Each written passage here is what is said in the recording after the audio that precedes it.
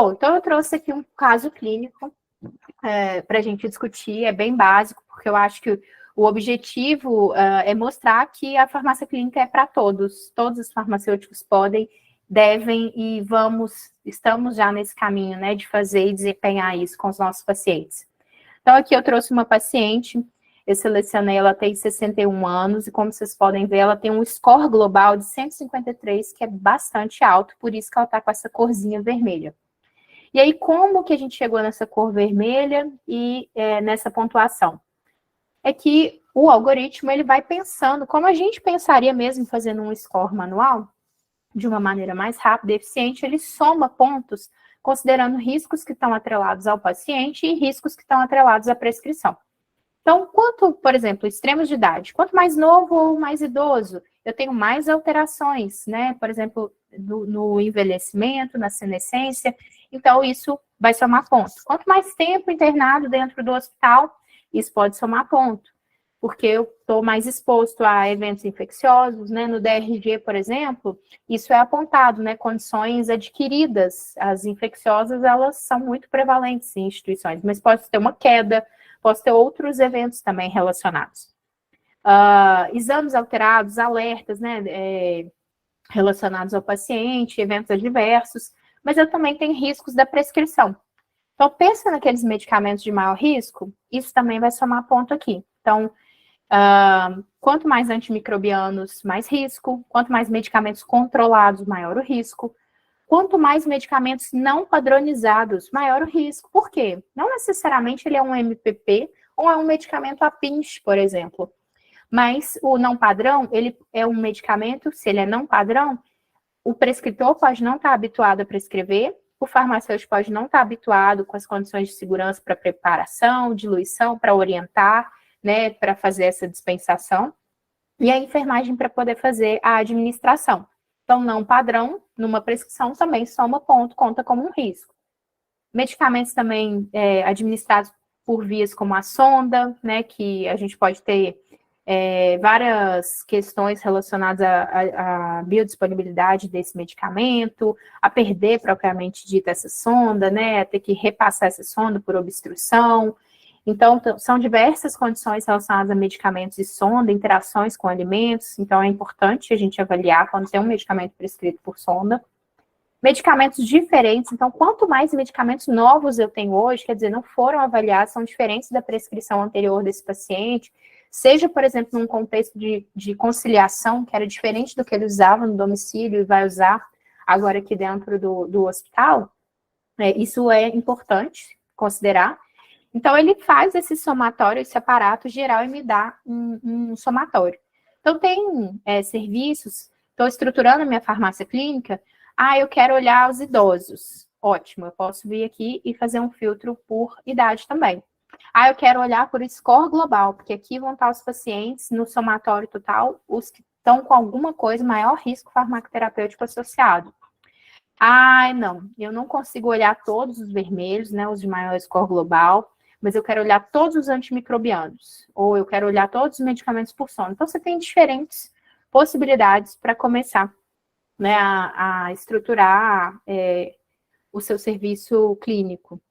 Então, nesse primeiro caso clínico, eu trouxe essa paciente, ela tem 61 anos, do sexo feminino, 80 quilos, está em uso de amlodipino 100 miligramas, hidralazina 100 miligramas, sertralina 100 miligramas, furosemida 20 miligramas, BID, simvastatina 20 miligramas, clonazepam meio miligrama, metformina 500 miligramas. E estava com uma PA 173 por 90, na verdade, essas primeiras informações eu já vi ali na análise de prescrição, porque eu peguei o card de informações do paciente e tinha os medicamentos prescritos.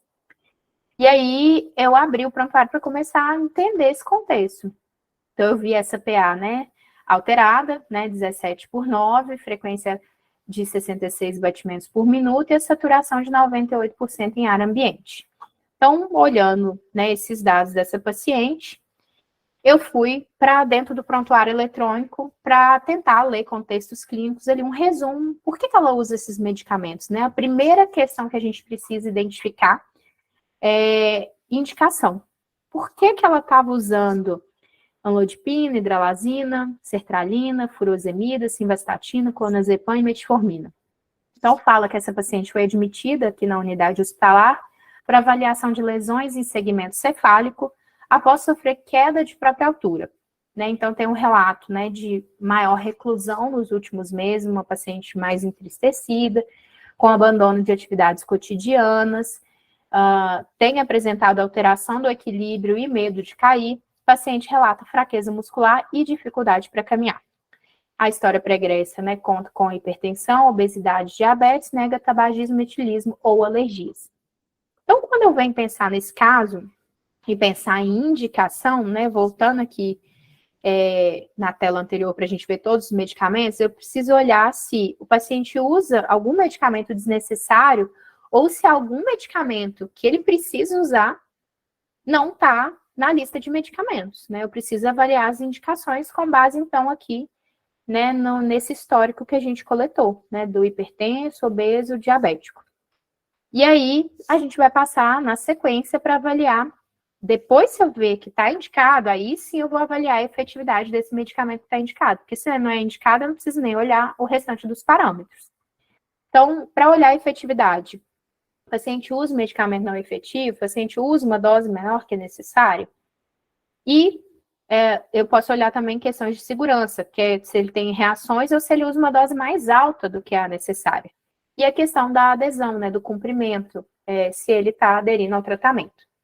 Então, agora que a gente entendeu esse contexto e entendendo que a queda, né, que foi o que levou esse paciente para a internação, ela é um evento multifatorial, ela não está relacionada somente ao uso de medicamentos, mas medicamentos podem levar a um alto risco de queda. Então, a gente precisa considerar, além das questões de estrutura da casa desse paciente, essa questão desse medo de cair, alteração do equilíbrio, da hipertensão e do diabetes, que podem ter medicamentos que podem alterar a questão, né, da hipoglicemia, levar a uma queda ou uma hipotensão ortostática, considerar todos esses fatores. Então, primeiro ponto que a gente vê, amlodipina 100 miligramas. Essa dose, a ferramenta já gritou para a gente falando que está errado, porque usualmente a gente faz a dose de 5 a 10 miligramas, né, no paciente adulto, de 1 a 2 vezes ao dia. Né? Então, isso aqui, será que é um erro de digitação? É um erro de transcrição, de prescrição? Ou será que esse paciente realmente tomou 100 miligramas de amlodipino, né? E isso pode ter levado a esse quadro da internação. Né? Então, a gente vai precisar fazer uma conciliação, fazer uma entrevista, conversar com o paciente, se ele, né, tiver domínio da sua farmacoterapia para entender, ou com cuidadores, ou também com familiares.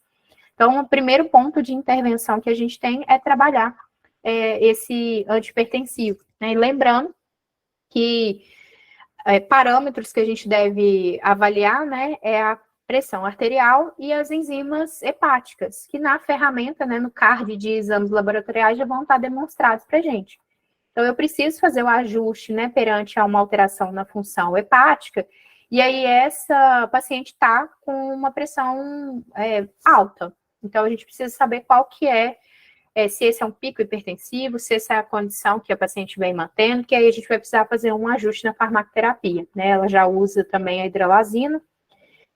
A sertralina, 100 miligramas. A sertralina, ela está indicada nesse contexto, né, de tristeza, de reclusão, de abandono de atividades, não atividades instrumentais, né, AVDs básicos ou instrumentais, mas de atividades cotidianas, ir à igreja, fazer compras, né, a paciente vai perdendo essa autonomia, e isso vai se somando ao medo, né, com essa tonteira, com esse risco da queda. Então, a furosemida, simvastatina, estão com doses adequadas, mas esse clonazepam não tem nenhuma relação com o caso que foi apresentado aqui. Então, a gente vai precisar investigar essa paciente. Então, tem coisas que a gente vai conseguir pegar na análise de pressão, mas tem outras coisas que a análise de pressão vai servir para a gente depois precisar destrinchar melhor isso.